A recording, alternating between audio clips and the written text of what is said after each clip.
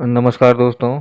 आज हम देखेंगे कि माध्यमिक शिक्षा का अर्थ क्या है, इसके उद्देश्य क्या हैं तथा माध्यमिक शिक्षा की मुख्य समस्याएं कौन-कौन सी हैं। यह टॉपिक वास्तव में आपके बीए फर्स्ट सेमेस्टर के सेकंड पेपर के अंतर्गत, जिसका नाम है प्रॉब्लम्स ऑफ इंडियन एजुकेशन, के अंतर्गत यूनिट 2 का ये एक पार्ट है। यूनिट 2 आपकी सेकेंडरी एजुकेशन या माध्यमिक शिक्षा के अंतर्गत आती है।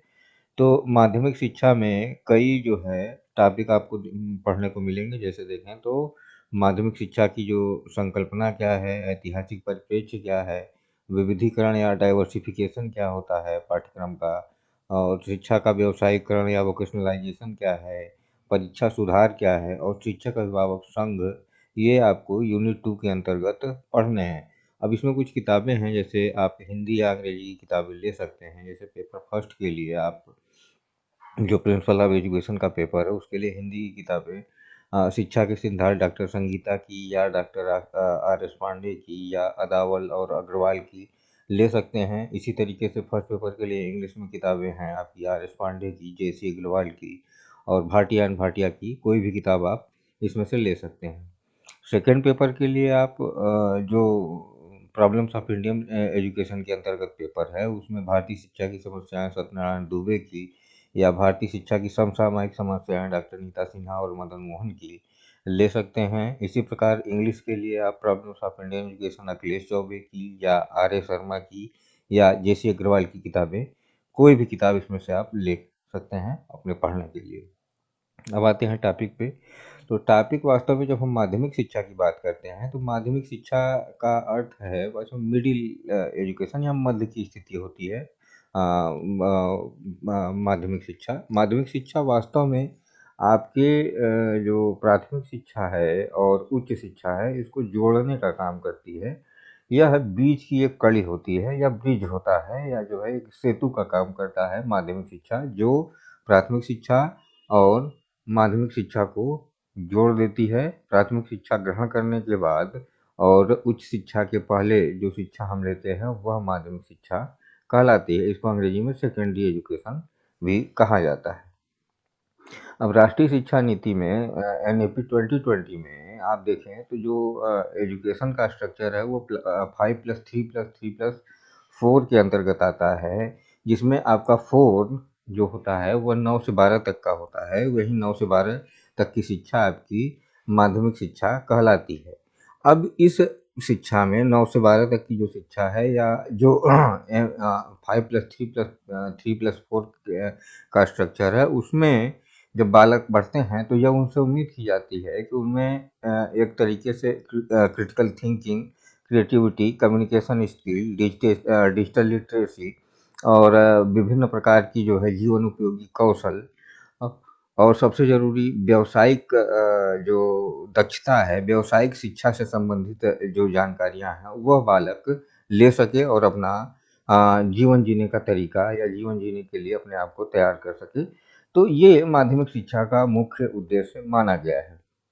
अगर हम स्ट्रक्चर की बात करें तो स्ट्रक्चर में आप देखिए तो जो एनईपी 2020 है उसके अंतर्गत जो शिक्षा की व्यवस्था की गई है वो फाउंडेशनल स्टेज एकदम नीचे वाली जो 5 का स्ट्रक्चर है। तो 5 के अंतर्गत आपकी सबसे नीचे वाली शिक्षा है जिसमें 3 वर्ष की आंगनवाड़ी या प्रिपरेटरी स्कूल है, 2 वर्ष का आपका क्लास 1 एंड 2 है।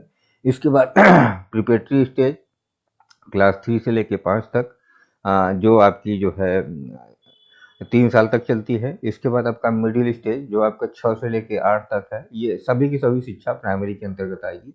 इसके बाद 9 से लेके 12 तक की जो स्थिति है 4 ईयर का, वो सेकेंडरी एजुकेशन कहा जाता है।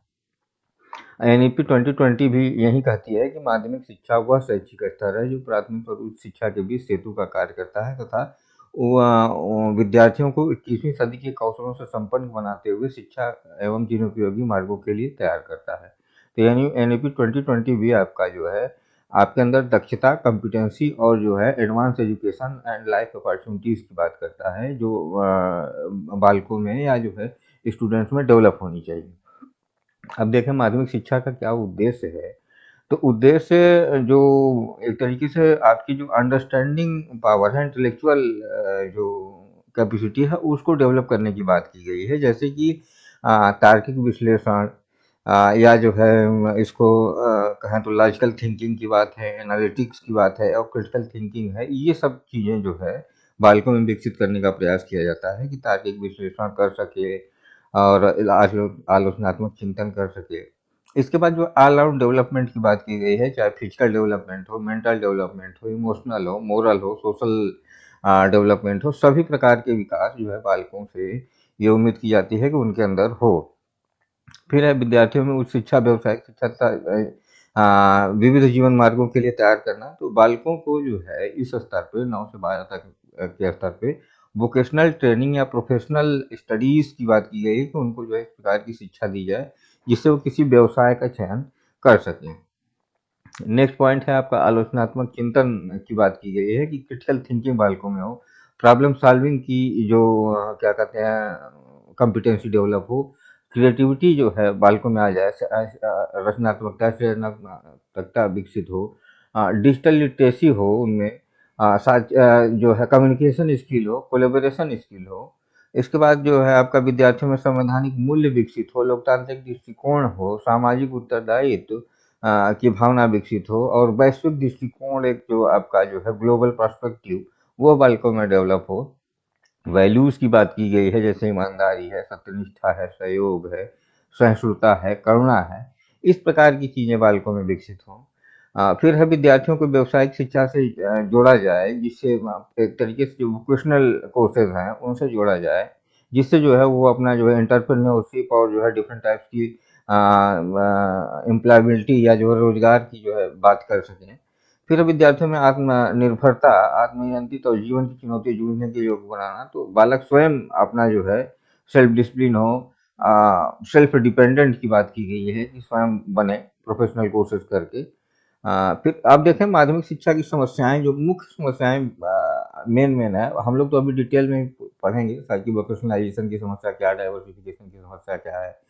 लेकिन यहाँ पर एक पूरा स्ट्रक्चर दे दिया गया है कि problem of Indian secondary education क्या क्या है। जैसे कि आपका पर्पल एजुकेशन सिस्टम है, तो बाल जो 9 से लेकर 12 तक के बच्चे पढ़ाई करते हैं उनको पता ही नहीं रहता कि हमको करना क्या है आगे चल के।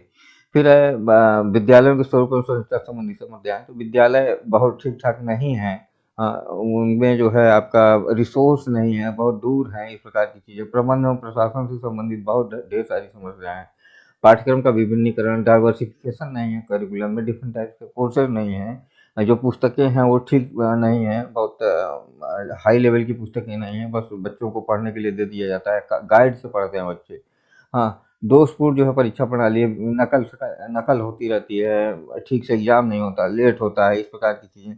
शिक्षण सुविधाओं की कमी है, लैक ऑफ टीचिंग फैसिलिटीज़ नहीं मिल पाती है, बच्चों को गाइडेंस नहीं मिल पाता है, और सबसे बड़ी बात कि व्यवसायीकरण की, व्यावसायिक जो विषय सम्मिलित करने की बात की गई है, वो वास्तव में बच्चों के जो है किसी यूज़ के नहीं है।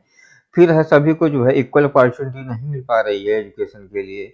हाँ, और जो है आपका वेस्टेज और स्टेग्नेशन है, व्यवरोधन है, बच्चे फेल हो जाते हैं, बीच में पढ़ाई छोड़ देते हैं, और इनडिसिप्लिन है बहुत ज़्यादा।